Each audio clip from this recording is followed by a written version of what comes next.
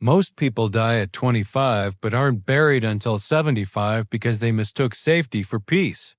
Your comfort zone isn't a sanctuary. It is a beautifully decorated grave where your potential goes to rot. Today, we stop digging. In a city of gray stone and iron gates, there lived a man named Silas who was a master of the perfect life. Silas had a job that paid exactly enough, a house that was always warm, and a routine that never changed. Every morning at 7 a.m., he drank the same tea. Every evening at 6 p.m., he sat in the same velvet chair. He felt safe. He felt secure.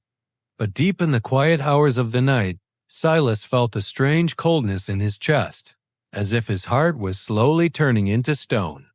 One day, an old clockmaker moved into the shop across the street. He didn't sell watches. He sold time realized. Curious, Silas entered the dusty shop. The old man looked at Silas and whispered, "You are a ghost, aren't you? You walk, you breathe, but you haven't been alive in years." Silas was offended. "I have a stable life. I have no risks, no pain, and no failures." The clockmaker smiled sadly. "That is the tragedy. You have no failures because you have no life. Come with me." He led Silas to the back of the shop where a massive golden mirror stood. "Look closely," the old man commanded. Silas looked, but he didn't see his reflection. Instead, he saw a younger version of himself, a boy who wanted to sail the oceans, a boy who wanted to write books that changed the world, a boy with fire in his eyes. "Where is he?" Silas asked, his voice trembling. "You buried him," the clockmaker replied.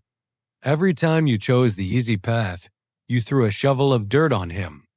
Every time you stayed silent to avoid conflict, you built the walls of your own tomb. You are living in a grave you built with your own hands." That night, Silas couldn't sleep. The velvet chair felt like a coffin. The warm tea tasted like ash.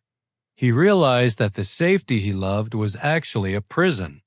He had traded his greatness for a lack of discomfort. He understood that growth and comfort cannot coexist. To find his soul again, he had to burn down the life he knew. He decided to leave. He packed a single bag and walked toward the iron gates of the city. As he approached the exit, the guardians of comfort, voices of his friends, his family, and his own internal fear, began to scream. "It's dangerous out there. You will fail. You will lose everything. Stay here where it's warm." The wind howled, and the path ahead was dark and jagged. Silas felt a fear so sharp it felt like a knife in his ribs. His legs shook, and his breath came in ragged gasps. For a moment, he almost turned back. The grave was so comfortable. The grave was so easy. But then, he remembered the boy in the mirror. He realized that failing out there was 1,000 times better than succeeding in here. He took the first step into the unknown. The moment his foot touched the wild earth outside the gates, the guardians vanished. The coldness in his chest began to melt. It hurt like blood returning to a numb limb, but it was the hurt of being reborn. He spent months in the wilderness, facing hunger, facing storms, and facing the crushing weight of his own loneliness. He made mistakes, he bled, he cried. But for the first time in 20 years, Silas felt the sun on his skin and the fire in his blood. Years later, Silas returned to the city, but he didn't go back to his velvet chair. He walked with a limp from an old injury, and his face was lined with the scars of his journey, but his eyes were like lightning. He went to the clockmaker's shop and said, "I found him. The boy is alive." The old man nodded. "And what did you learn?" Silas looked back at the iron gates. "I learned that the world tells you to seek comfort because it wants you to be manageable. But a ship in a harbor is safe, and that is not what ships are built for. A life without risk is a life without meaning.